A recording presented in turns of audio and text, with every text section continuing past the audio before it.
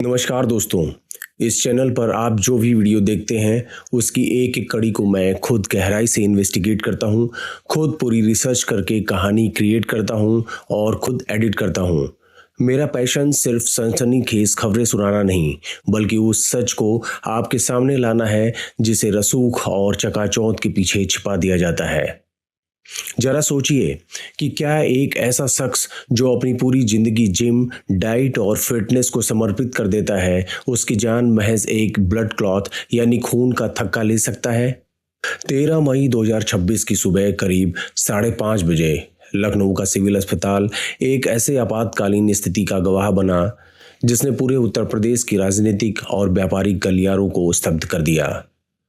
लखनऊ के सबसे रसूखदार राजनीतिक परिवार के सदस्य और फिटनेस आइकॉन प्रतीक यादव को उनके घरेलू स्टाफ और उनके साले अमन बिष्ट द्वारा अस्पताल ले जाया जाता है, जहां सुबह 6 बजे डॉक्टरों की जांच के बाद उन्हें ब्रॉड डेड घोषित कर दिया गया। 48 साल का एक फिट नौजवान जिसकी धड़कनें अस्पताल पहुंचने से पहले ही थम चुकी थीं, पूरे प्रदेश के लिए एक अनसुलझी पहेली बन गया। लखनऊ केजीएमयू के डॉक्टरों के पैनल की पोस्टमार्टम रिपोर्ट ने मौत का प्राथमिक कारण बताया मैसिव पल्मोनरी थ्रोम्बोएम्बोलिज्म, यानी फेफड़ों की धमनियों में खून का एक बड़ा थक्का जम जाना, जिससे हृदय और श्वसन तंत्र अचानक ठप हो गया। लेकिन असली रहस्य तब गहराया जब पोस्टमार्टम में शरीर पर 6 एंटीमार्टम यानी मौत से पहले की चोट का भी जिक्र सामने आया। क्या यह सिर्फ एक मेडिकल हादसा था या इन चोटों के पीछे कोई खौफनाक सच छिपा था? आइए किसी निष्कर्ष पर पहुंचने के बजाय उपलब्ध मेडिकल साक्ष्यों, व्यावसायिक तनाव और जटिल पारिवारिक समीकरणों का एक विस्तृत और तथ्यात्मक विश्लेषण शुरू करते हैं। Welcome to my YouTube channel. I am Pankaj and you are watching Beyond the True Crime. इस रहस्यमयी मौत के मामले की इन्वेस्टिगेशन टाइमलाइन को हमें 2 बड़े हिस्सों में बांटना होगा। पहला हिस्सा प्रतीक यादव की मौत की आखिरी 24 घंटों का मिनट टू मिनट डिटेल और दूसरा हिस्सा उनका पिछला व्यावसायिक और पारिवारिक विवाद जो इस रहस्यमयी कार्डियक अरेस्ट का बैकग्राउंड बना। घरेलू स्टाफ के बयानों, अस्पताल के रिकॉर्डों और पोस्टमार्टम रिपोर्ट के आधार पर आखिरी 24 घंटों का ये है वो सिलसिला जिसने जांचकर्ताओं को भी उलझा दिया। मई के फर्स्ट वीक की हिस्ट्री। प्रतीक यादव अपने बाएं पैर की फैट रिडक्शन सर्जरी यानी लिपोसक्शन कराते हैं। सर्जरी के बाद उनके पैर में गंभीर सूजन आ जाती है और उनका चलना फिरना बिल्कुल बंद हो जाता है। वे पहले से ही हाई ब्लड प्रेशर और उनकी पूर्व की पैल्मोनरी एम्बोलिज्म जो अप्रैल का उनका पहला अटैक था उसके कारण खून पतला करने की दवाइयां यानी ब्लड थिनर ले रहे थे। 12 मई 2026 की रात 11:30 बजे प्रतीक की हालत अचानक बहुत बिगड़ने लगती है। उन्हें घरेलू स्टाफ और ड्राइवर की मदद से सिविल अस्पताल ले जाया जाता है, जहां करीब 1 घंटे तक उनका इलाज चलता है। 13 मई 2026 रात 1 बजे प्रतीक की पत्नी अपर्णा यादव उन्हें फोन करने की कोशिश करती हैं, लेकिन उनसे संपर्क नहीं हो पाता। जब वे स्टाफ से बात करती हैं तो उन्हें बताया जाता है कि भैया पानी पीने के बाद अब सो चुके हैं। सुबह 5 बजे घर का एक डोमेस्टिक स्टाफ प्रतीक के कमरे में दाखिल होता है और उन्हें बिस्तर पर कोहनी के बल बेसुध पड़ा हुआ पाता है। स्टाफ तुरंत सिविल अस्पताल के अधिकारियों को फोन करता है। सुबह 5:30 बजे सिविल अस्पताल के इमरजेंसी मेडिकल ऑफिसर प्रतीक के आवास पर पहुंचते हैं, जहां उन्हें प्रतीक के शरीर में कोई पल्स या धड़कन नहीं मिलती। सुबह 5:55 पर प्रतीक को सिविल अस्पताल लाया जाता है, जहां उन्हें ब्रॉड डेड घोषित कर दिया जाता है। इसी दौरान अपर्णा यादव के भाई अमन सिंह बिष्ट भी अस्पताल पहुंच जाते हैं। सुबह 8:30 बजे डॉक्टरों के एक विशेष पैनल द्वारा वीडियो रिकॉर्डिंग और कड़ी सुरक्षा के बीच केजीएमयू के पोस्टमार्टम हाउस में प्रतीक का पोस्टमार्टम शुरू किया जाता है, जो सुबह 9:45 पर समाप्त होता है। डॉक्टरों ने मौत का कारण cardio respiratory collapse due to massive pulmonary thromboembolism बताया, लेकिन इस मेडिकल मिस्ट्री का सबसे बड़ा वैज्ञानिक आधार क्या है? फॉरेंसिक मेडिसिन की तकनीकी भाषा में कहें तो यहाँ सक्रिय हुआ था वर्चाउस ट्राइएड, जो इस बात का पर्दाफाश करता है कि इस मामले में कहाँ और क्या चिकित्सकीय चूक हुई थी। मई के फर्स्ट वीक में प्रतीक ने ट्यूमेसेंट लाइपोसक्शन करवाया था। इस प्रक्रिया में त्वचा पर छोटे चीरे लगाकर एक खोखली धातु की नली यानी कैनुला अंदर डाली जाती है और वैक्यूम प्रेशर के जरिए वसा को बाहर खींचा जाता है। इस यांत्रिक हलचल के कारण अंदरूनी ऊतकों और सूक्ष्म रक्त वाहिकाओं को भारी नुकसान पहुंचता है। इसी साल अप्रैल के अंत में प्रतीक को सांस लेने में गंभीर तकलीफ के बाद अस्पताल में भर्ती कराया गया था, जहां उन्हें पल्मोनरी एम्बोलिज्म डायग्नोस हुआ था और डॉक्टर ने एंटीकोएगुलेंट दवा शुरू की थी, जो एक खून पतला करने वाली दवाएं होती हैं। मेडिकल गाइडलाइंस के अकॉर्डिंग पहले अटैक के न्यूनतम 3 से 6 महीनों के भीतर कोई भी वैकल्पिक कॉस्मेटिक सर्जरी एब्सोल्यूट कॉन्ट्रडिक्शन होता है, क्योंकि लिपोसक्शन के दौरान भारी आंतरिक रक्तस्राव को रोकने के लिए प्रतीक की खून पतला करने की दवाओं को अस्थायी रूप से बंद कर दिया गया, जिससे शरीर में थक्का जमने की प्रक्रिया अत्यधिक तीव्र हो गई, जिसे हाइपर कोएगुलेबल स्टेट बोलते हैं। यहीं पर कड़ा मेडिकल फॉल्ट हुआ। पहला, दवाइयां बंद होते ही खून गाढ़ा हुआ और दूसरा, कैनुला चलने से नसों की अंदरूनी दीवारें क्षतिग्रस्त हुई और तीसरा, सर्जरी के बाद पैरों में गंभीर सूजन आ गई, जिससे चलना फिरना बिल्कुल बंद हो गया और बिस्तर पर गतिहीनता के कारण नसों में रक्त का प्रवाह अत्यंत धीमा हो गया, जिसे वेनस स्टेसिस बोलते हैं। इन 3 फैक्टर्स से उनके बाएं पैर में एक घातक नया थक्का बन गया। 12 मई की रात जैसे ही प्रतीक ने थोड़ी सी भी मूवमेंट की, वो थक्का वहां से उखड़ गया और सीधे उनके फेफड़ों की मुख्य धमनियों में जाकर पूरी तरह फंस गया। महज कुछ ही मिनटों में उनका पूरा श्वसन तंत्र ठप हो गया और उनकी दर्दनाक मृत्यु हो गई। मेडिकल साइंस ने बीमारी की थ्योरी तो समझा दी, लेकिन फॉरेंसिक एक्सपर्ट के सामने सबसे चौंकाने वाला सच तब आया जब प्रतीक के जिस्म पर 6 एंटीमॉर्टम चोटें यानी मौत से पहले की चोट पाई गई। इन चोटों की टाइमलाइन और प्रकृति इस पूरे केस की दिशा को नेचुरल डेथ से मोड़कर संदिग्ध डेथ की ओर ले जाती है। इनमें से 3 चोटें 5 से 7 दिन पुरानी थीं। ये एब्रेशंस एंड कंट्यूजन्स लगभग उसी समय के थे जब प्रतीक के पैर की लिपोसेक्शन सर्जरी हुई थी और वे घर पर थे। हो सकता है कि वे सूजन के कारण घर में किसी वस्तु से टकराकर गिर गए हों। इनमें से 3 चोटें महज 24 घंटे ही पुरानी थी, लेकिन सबसे बड़ा खोजी सवाल इन बाकी की 3 चोटों पर खड़ा होता है, जो मौत से ठीक 1 दिन पहले यानी 12 मई की रात को ही लगी थी। फॉरेंसिक एक्सपर्ट के अकॉर्डिंग ये चोटें उनके चेहरे, गर्दन और सबसे इम्पॉर्टेंट उनकी कलाई पर पाई गई। फॉरेंसिक मेडिसिन में कलाई पर नील के निशान 2 ही चीज़ों को दर्शाते हैं, या तो डिफेंस वॉन्ड्स जब कोई अपने ऊपर होने वाले हमले को रोकने की कोशिश करता है, या फिर रेस्ट्रेंट मार्क्स जब किसी को जबरन काबू में करने के लिए उसकी कलाइयाँ जोर से जकड़ी जाती हैं। तो क्या 12 मई की रात को जब प्रतीक चलने फिरने में भी असमर्थ थे, उनके उस कमरे के अंदर कोई भयानक हाथापाई हुई थी? डॉक्टरों ने इन चोटों की गहराई को जांचने के लिए विसरा और हृदय के हिस्से को फॉरेंसिक लैब के लिए सुरक्षित रख लिया है, जिसकी रिपोर्ट आना अभी बाकी है। इस खूनी रहस्य के पीछे केवल मेडिकल वजह नहीं थी, बल्कि इसके पीछे छुपा था करोड़ों रुपए का एक ऐसा कॉमर्शियल और क्रिमिनल सिंडिकेट जिसने प्रतीक को मानसिक रूप से पूरी तरह तोड़ दिया था। प्रतीक यादव रियल एस्टेट के एक बड़े प्लेयर थे और लखनऊ में प्रीमियम जिम जैसे आयरन कोर फिट के मालिक थे। उनके बड़े भाई अखिलेश यादव ने भी उनकी मौत के बाद आधिकारिक रूप से संकेत दिया था कि फाइनेंशियल लॉसेस उनके भारी मानसिक तनाव का कारण थे। लेकिन बियॉन्ड द ट्रू क्राइम को उनकी बैकग्राउंड फाइल्स खंगालते हुए साल 2025 का वो राज मिला जो प्रतीक की मौत से ठीक 1 साल पहले लखनऊ की गौतमपल्ली थाने में दर्ज हुआ था। साल 2025 में प्रतीक यादव ने अपनी रियल एस्टेट कंपनी मोनाल इंफ्राटेक प्राइवेट लिमिटेड के अपने ही एक पूर्व बिजनेस पार्टनर के खिलाफ 4 करोड़ की रंगदारी और ब्लैकमेलिंग की गंभीर एफआईआर दर्ज कराई थी।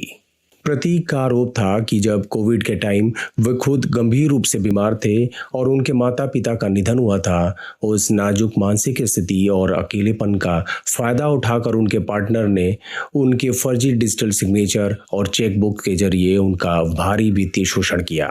जब प्रतीक ने विरोध किया तो उन्हें फर्जी मुकदमों और राजनीतिक रसूख से बदनाम करने की धमकियां दी गई। तो क्या इस 4 करोड़ की रंगदारी सिंडिकेट के गुर्गे 12 मई की रात को प्रतीक पर केस वापस लेने का दबाव बनाने उनके घर आए थे? क्या उन पर की गई शारीरिक हिंसा ही उन 24 घंटे की पुरानी चोटों की वजह थी? इस पूरी कहानी में जहां एक तरफ पैसों और दुश्मनी का खेल था, वहीं दूसरी तरफ छुपा था रिश्तों का एक ऐसा सन्नाटा जो अंदर ही अंदर इस रसूखदार घराने को खाए जा रहा था। प्रतीक यादव के अपने निजी जीवन और ससुराल पक्ष के साथ संबंधों को लेकर मीडिया में अक्सर कयास लगाए जाते रहे हैं। रिश्तों की ये कड़वाहट तब सार्वजनिक हो गई जब जनवरी 2026 में प्रतीक ने अपने आधिकारिक इंस्टाग्राम अकाउंट से एक लंबा पोस्ट साझा किया। उन्होंने अपनी पत्नी अपर्णा यादव को खुलेआम स्वार्थी और परिवार तोड़ने वाली कहकर तलाक लेने की घोषणा कर दी। उन्होंने ये एक्सेप्ट किया था कि वो इस कलह के कारण भयंकर मानसिक अवसाद से गुजर रहे हैं। हालांकि मात्र 9 दिनों के भीतर 28 जनवरी 2026 को प्रतीक ने सुलह का वीडियो जारी किया और मार्च में ही वो अपने बेटी के साथ आइसलैंड की यात्रा पर भी गए। लेकिन फॉरेंसिक साइकोलॉजी के अकॉर्डिंग इसे कैमोफ्लेज बिहेवियर कहा जाता है, जहां हाई प्रोफाइल लोग अपने राजनीतिक करियर और रसूख को बदनामी से बचाने के लिए दुनिया के सामने सुखी होने का प्रदर्शन करते हैं। आंतरिक दरार मिटी नहीं थी। इसका सबसे बड़ा सबूत है 12 मई की वो रात जब प्रतीक अपने कमरे में बेसुध पड़े थे। उनकी पत्नी लखनऊ से हजारों किलोमीटर दूर असम में एक राजनीतिक समारोह में थी। रात 1 बजे जब अपर्णा ने फोन किया और संपर्क नहीं हुआ तो डोमेस्टिक स्टाफ ने उनसे झूठ कहा कि भैया पानी पीकर सो चुके हैं। आखिर स्टाफ ने यह सच क्यों छुपाया कि प्रतीक की हालत नाजुक है? क्या स्टाफ को किसी ने सच बताने से रोका था? प्रतीक यादव की रहस्यमयी मौत के बाद जो कानूनी और वित्तीय राज सबसे ज्यादा गहरा गया, वो है उनकी गोपनीय वसीयत का सस्पेंस। उनकी मृत्यु के तुरंत बाद ये खबर चर्चा में आई कि प्रतीक ने जनवरी के विवाद के तुरंत बाद एक गुप्त वसीयत तैयार की थी, जिसमें उन्होंने अपनी पूरी चल अचल संपत्ति अपनी दोनों बेटियों के नाम पर कर दी थी और इसमें अपनी पत्नी अपर्णा यादव के नाम का कोई उल्लेख नहीं था। तो क्या 12 मई की रात को प्रतीक पर उस गोपनीय वसीयत को बदलने या किसी अन्य वित्तीय समझौते पर जबरन हस्ताक्षर कराने का दबाव बनाया जा रहा था? क्या कलाई के वो नील के निशान इसी वसीयत को लेकर हुई किसी जानलेवा हाथापाई की गवाह है? यहाँ एक बड़ा भ्रम दूर करना जरूरी है। सोशल मीडिया पर प्रतीक की 6 से 7 हजार करोड़ की बेनामी संपत्ति की खबरें पूरी तरह से भ्रामक और बढ़ा चढ़ाकर पेश की गई हैं। आधिकारिक हलफनामों और रिपोर्ट्स के अकॉर्डिंग प्रतीक की निजी नेटवर्थ लगभग 5.5 से 7 करोड़ के बीच थी और परिवार की कुल चल अचल संपत्ति लगभग 23 करोड़ रुपए थी। लेकिन साम्राज्य चाहे 23 करोड़ का हो या 7,000 करोड़ का, वसीयत से पत्नी का नाम गायब होना क्रिमिनल मोटिव को 100 गुना बढ़ा देता है। प्रतीक यादव की कहानी फिटनेस, व्यापारिक संघर्ष, अधूरी वसीयत, राजनीतिक साय के बीच बुनी गई एक ऐसी जटिल दास्तां है जिसका अंतिम अध्याय अभी लिखा जाना बाकी है। जहां मेडिकल साइंस इसे नेचुरल बीमारी बता रहा है, वहीं उनके आखिरी दिनों के मानसिक तनाव, शरीर की चोटें और व्यावसायिक विवाद इसे एक गहरा इन्वेस्टिगेटिव एंगल देते हैं। पुलिस ने एहतियातन उनका मोबाइल फोन और उनका कैमरा सील कर दिया था। अब KGMU की लैब में आने वाली विशरा रिपोर्ट और केमिकल रिपोर्ट का इंतजार ही इस रहस्यमयी अध्याय का आखिरी पड़ाव होगा। आमतौर पर एक आदर्श स्थिति में इन रिपोर्ट्स को तैयार होने में 2 से 4 सप्ताह का समय लगता है, लेकिन वास्तविक तौर पर सरकारी फॉरेंसिक लैब पर काम के अत्यधिक दबाव और कानूनी औपचारिकताओं के कारण इस रिपोर्ट को आने में 1 से 3 महीने का समय भी लग सकता है। प्रतीक यादव के केस में डॉक्टरों ने 2 अलग अलग तरह की जांचों के लिए नमूने सुरक्षित रखे हैं। इन दोनों की प्रक्रिया पूरी तरह से अलग होती है। प्रतीक यादव के मामले में फेफड़ों और हृदय के हिस्से को ये जांचने के लिए रखा गया है कि क्या वाकई वहां कोई खून का थक्का मौजूद था या मौत की कोई और वजह थी। Step 1 fixation.